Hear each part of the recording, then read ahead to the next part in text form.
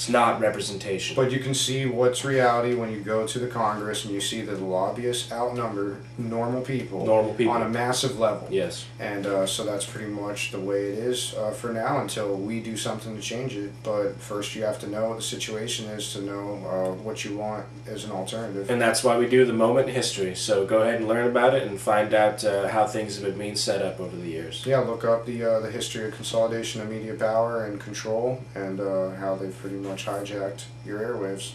Welcome to our highly unusual interview section featuring us. This really isn't going to be much of an interview. We're just going to kind of basically go through our timeline of ridiculous events that we've experienced through the production process of the show. It's been seriously quite a trial. I myself have done most of the video editing, and hopefully we'll have somebody that's going to work with us on that aspect, and it'll take a pretty heavy burden off of my shoulders. But yeah, I don't know. What do you think one of the most ridiculous moments we've had so far has been? Outrageous and frustrating? I think probably dealing with all of the internet upload issues. That's what I was thinking too. Because, you know, they should really have a thing, and I'm telling this to all programmers out there, all webmasters. Hosting services. Hint, anyone who runs these servers, you guys have to put a program in there where you can say what the file is. It'll scan the file, says, okay, this file's this big, and says, you know, you can't upload this. Or you should have it stipulated in giant letters that, hey, it can't be this long and it can't be this size. Because there's two stipulations. Or the file type. Size, length, and file type. There's 3 different things going on. And they should all be there, right there on the page. Because basically what we've done is, I mean, this is beyond just the production process. This is like the end when we're done and we're ready to put it online. Basically, when we go to YouTube, we have to take, I mean, it takes as much time as the length of our show, which has been like, on average, about 2 hours now. It takes that long for a computer to process it. So then we spend like 2 hours processing this video, and then we have to spend like hours uploading it to the internet, whatever snail speed the provider gives us. And it's usually less than what they say because it's a lot of false advertising basically going on. We're going to talk more about internet speeds later in the show in our news section. But YouTube, for instance, has a 2 gigabyte file limit, but you can only put 10-minute length clips up. And rarely is a 10-minute length clip going to be 2 gigabytes. Yeah. It would have to be like the Blu-ray disc technology. It doesn't happen, and so like it's inconsistent. And, of course, Google Video used to allow you to put up videos that were as long as you wanted. Hour and a half, 2 hours, 3 hour accounts, movies. though. And, yeah, you had a certain account that would allow you to do it, and they basically have removed it. And the only people who have videos up there that are of that length were grandfathered in. Yeah. And like I said... They can still post long videos, so hopefully if there's anybody out there that has the ability to put out like a more than 10-minute little like devoid of much depth clip on the internet, you can put a long clip on YouTube, then please upload our show. Get in touch with us at unstackingthedeck@gmail.com. Yeah, anyone who has one of those grandfathered accounts, we'd love to speak with you. Absolutely. So yeah, I guess we could rewind a little bit and go back to like the whole beginning of this process. So when we knew we wanted to do a show, it's actually been some time we've been talking about it. We were pretty much motivated into it as kind of like a New Year's thing, getting the New Year started off right, and just being absolutely fed up with all the crap that's been spewed by the general media outlets that we have locally and abroad. Yep. And so we took I have 2 cameras, and we doing 2 camera angles, by the way, is just like absolutely complex, and like, you know what I mean, like you got 2 different cuts of it, and then you gotta like load all that up to a computer, sync them properly, and then sync them. Yeah, then I mean that's why we have one camera cut, and of course that's the showing of amateur video photography. Is but we got to start somewhere. How many angles do you have? That's what is often looked at. Yeah.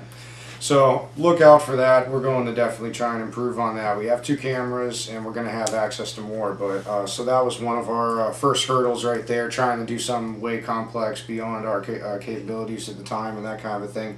One thing that we had a lot of problems with was the programs which we edited with.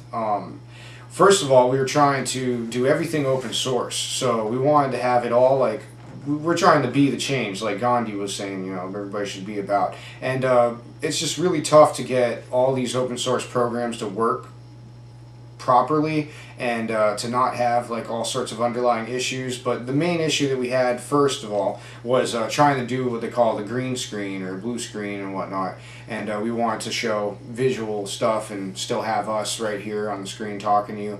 That wasn't able to work. It just came out as like a gray or something, so that first of all like backfired on us.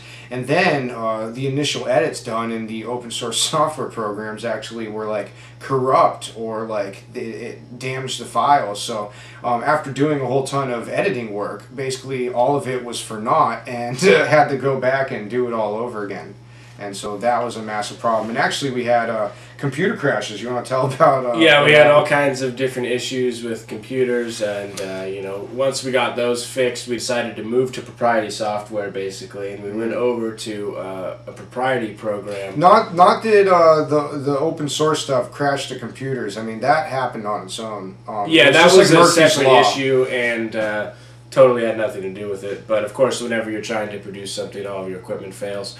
So it's really lucky that we've even put out the episodes we have put out for all of you, considering the circumstances that we've been under. We've definitely been swimming upstream for the most part, but that's the way it goes in the beginning. That's what you know, the independent spirit. That's what fighting's all about. That's what persistence, you know, moving forward, drive, and motivation. You know, being your own type of person and doing your own business in a sense. That's what you got to do. You've got to work extra. You got to do extra hard. So that's what we've been doing. And we're going to definitely do what we can. Also, that all the struggle that we've been going through to try and save you guys the trouble. I've heard people say like, let old dead guys do most of your work for you. We're definitely not old dead guys, or at least if you're watching this in some relevant time frame to when this is being made in 2010. But anyways, we're going to do what we can to save you a lot of trouble, and that you don't have to deal with these issues and whatnot. So we're going to have a guide.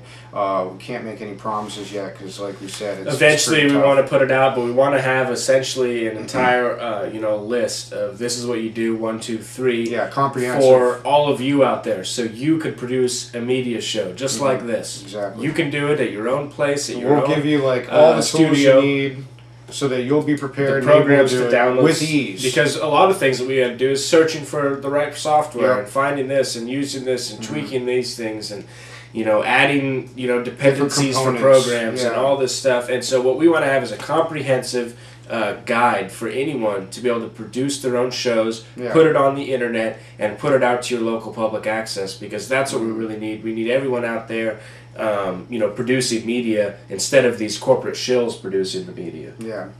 And so what we ended up doing is using Cyberlink Power Producer, I believe was the Power Director. Is it Power Director? Power Director, yeah. So yeah, we used that, and I actually had it, came with the camera, but it was kind of like a crummy version. So there was a 30-day free trial online, and luckily we were able to do that. That's why if you watched some of our earlier episodes, and you will see like this watermark kind of at the beginning of the episode and certain parts throughout when we produce the clips and whatnot.